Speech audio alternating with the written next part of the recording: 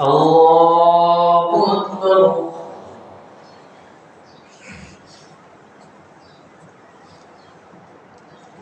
الحمد لله رب العالمين الرحمن الرحيم مالك يوم الدين إياك نعبد وإياك نستعين اهدنا الصراط المستقيم صراط الذين أنعمت عليهم غير المغضوب عليهم ولا الضالين.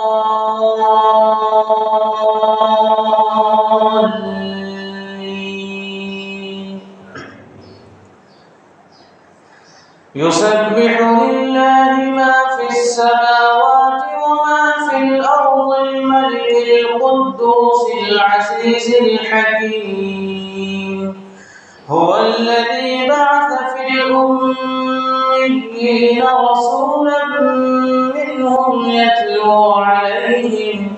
يتلو عليهم آياته ويزكيهم ويعلمهم الكتاب والحكمة وإن كانوا من قبل لفي ضلال مبين وآخرين منهم لما يلحقوا بهم وهو العزيز الحكيم ذلك فضل الله يؤتيه من يشاء والله ذو الفضل العظيم.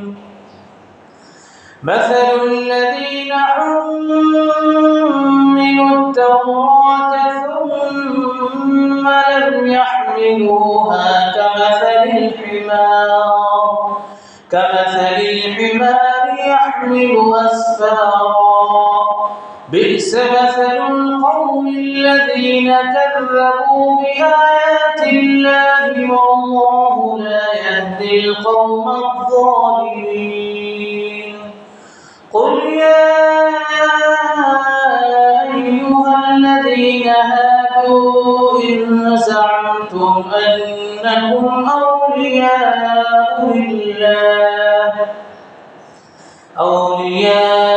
لله من دون الناس فتمنوا الموت إن كنتم صادقين ولا يتمنونه أبدا بما قدمت أيديهم والله عليم بالظالمين. قل إن الموت الذي تفرون منه فإنه ملاقيكم ثم تردون إلى عالم الغيب والشهادة فينبئكم بما كنتم تعملون. يا أيها الذين آمنوا إذا نودي للصلاة من يوم الجمعة فاسعوا إلى ذكر الله وذروا البيع ذلكم خير لكم إن كنتم تعلمون. فإذا قضيت الصلاة فانتشروا في الأرض وابتغوا من فضل الله واذكروا الله كثيرا لعلكم تفلحون. وإذا رأوا تجارة أو لهوا انفضوا إليها وتركوك قائما قل ما عند الله خير من اللهو ومن التجارة والله خير الرازقين. الله أكبر.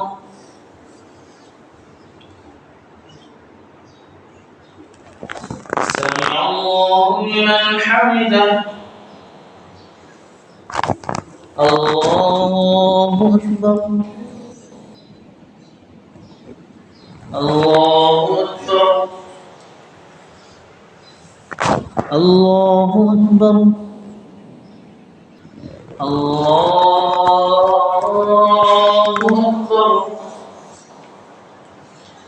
الحمد لله رب العالمين الرحمن الرحيم مالك يوم الدين. إياك نعبد وإياك نستعين. اهدنا الصراط المستقيم صراط الذين أنعمت عليهم غير المغضوب عليهم ولا الضالين.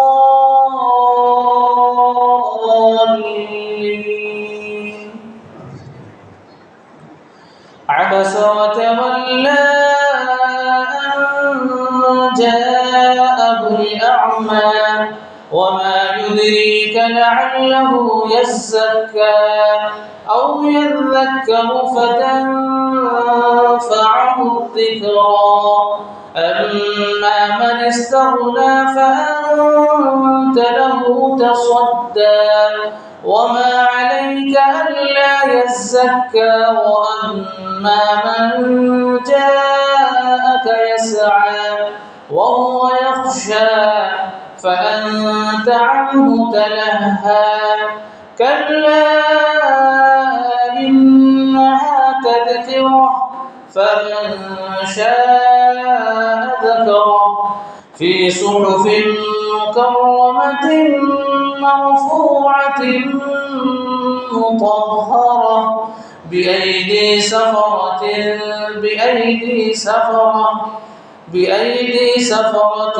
كرام بررة. قتل الإنسان ما أكفره من أي شيء خلقه فقدره ثم السبيل يسره ثم أماته فأقبره ثم إذا شاء أنشره. كلا لما يقض ما أمره فلينظر الإنسان إلى طعامه أنا صببنا الماء صبا ثم شققنا الأرض شقا فأنبتنا فيها حبا وعنبا وقضبا وزيتونا ونخلا وحدائق غلبا وفاكهة وأبا متاعا لكم ولأنعامكم. فإذا جاءت الصاخة يوم يفر المرء من أخيه وأمه وأبيه وصاحبته وبنيه لكل امرئ منهم يومئذ شأن يغنيه. وجوه يومئذ مسفرة ضاحكة مستبشرة ووجوه يومئذ عليها غبرة ترهقها قترة أولئك هم الكفرة الفجرة. الله أكبر. سمع الله لمن حمده. الله أكبر. الله أكبر. الله أكبر. اللہ اکبر.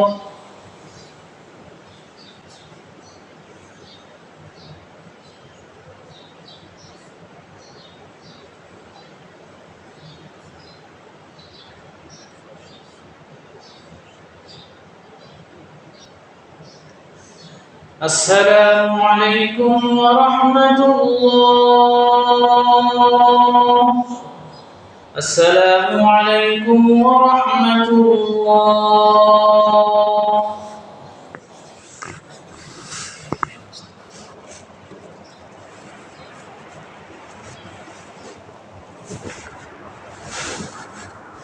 بسم اللہ الرحمن الرحیم. حضرت عبادہ رضی اللہ عنہ کہتے ہیں کہ ایک مرتبہ حضور صلی اللہ علیہ وسلم نے رمضان المبارک کے قریب ارشاد فرمایا کہ رمضان کا مہینہ آ گیا ہے جو بڑی برکت والا ہے. حق تعالی شانہ اس میں تمہاری طرف متوجہ ہوتے ہیں اور اپنی رحمت خاصہ نازل فرماتے ہیں، خطاؤں کو معاف فرماتے ہیں، دعا کو قبول کرتے ہیں، تمہارے تنافس کو دیکھتے ہیں اور ملائکہ سے فخر کرتے ہیں. بس اللہ کو اپنی نیکی دکھلاؤ.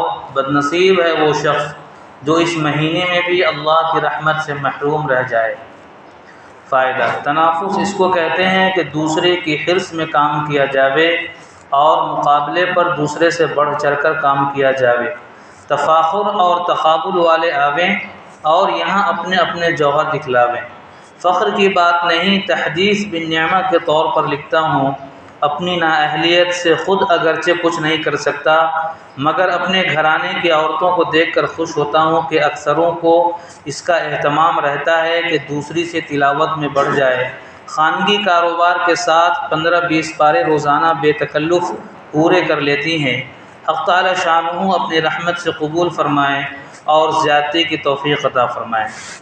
نبی کریم صلی اللہ علیہ وسلم کا ارشاد ہے کہ رمضان المبارک کی ہر شب و روز میں اللہ کے یہاں سے جہنم کے قیدی چھوڑے جاتے ہیں اور ہر مسلمان کے لیے ہر شب و روز میں ایک دعا ضرور قبول ہوتی ہے. بہت سی روایات میں روزے دار کی دعا کا قبول ہونا وارد ہوا ہے. بعض روایات میں آتا ہے کہ افطار کے وقت دعا قبول ہوتی ہے مگر ہم لوگ اس وقت کھانے پر اس طرح گرتے ہیں کہ دعا مانگنے کی تو کہاں فرصت، خود افطار کی دعا بھی یاد نہیں رہتی. افطار کی مشہور دعا یہ ہے: اللہم لک صمت وبک آمنت وعلیک توکلت وعلی رزقک افطرت. اے اللہ تیرے ہی لیے روزہ رکھا اور تجھی پر ایمان لایا ہوں اور تجھی پر بھروسہ ہے، تیرے ہی رزق سے افطار کرتا ہوں. حدیث کی کتابوں میں یہ دعا مختصر ملتی ہے. حضرت عبداللہ بن عمرو بن عاص رضی اللہ عنہ افطار کے وقت یہ دعا کرتے تھے: اللہم انی اسألک برحمتک التی وسعت کل شیء ان تغفر لی. اے اللہ تیری اس رحمت کے صدقے جو ہر چیز کو شامل ہے یہ مانگتا ہوں کہ تو میری مغفرت فرما دے. بعض کتب میں خود حضور صلی اللہ علیہ وسلم سے دعا منقول ہے: یا واسع الفضل اغفر لی. اے وسیع عطا والے میری مغفرت فرما. اور بھی متعدد دعائیں روایات میں وارد ہوئی ہیں مگر کسی دعا کی تخصیص نہیں. اجابت دعا کا وقت ہے، اپنی اپنی ضرورت کے لیے دعا فرمائیں. یاد آ جائے تو اس سیاہکار کو بھی شامل فرما لیں کہ سائل ہوں اور سائل کا حق ہوتا ہے.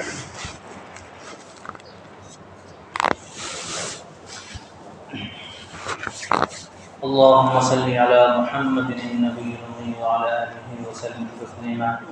ربنا آتنا في الدنيا حسنة وفي الآخرة حسنة وقنا عذاب النار. ربنا لا تزغ قلوبنا بعد إذ هديتنا وهب لنا من لدنك رحمة إنك أنت الوهاب. رب ارحمهما كما ربياني صغيرا. لا إله إلا أنت سبحانك إني كنت من الظالمين. اے اللہ ہم سب کے گناہوں کو معاف فرما. اے اللہ ہم سب کی خطاؤں کو درگزر فرما. اے اللہ ہم سب کے سیئات کو حسنات سے مبدل فرما. اے اللہ ایمان پر خاتمہ نصیب فرما. اے اللہ خاتمہ بالخیر نصیب فرما. اے اللہ ہدایت کے فیصلے فرما. اے اللہ ہمارے ٹوٹی پھوٹی عبادتوں کو قبول فرما.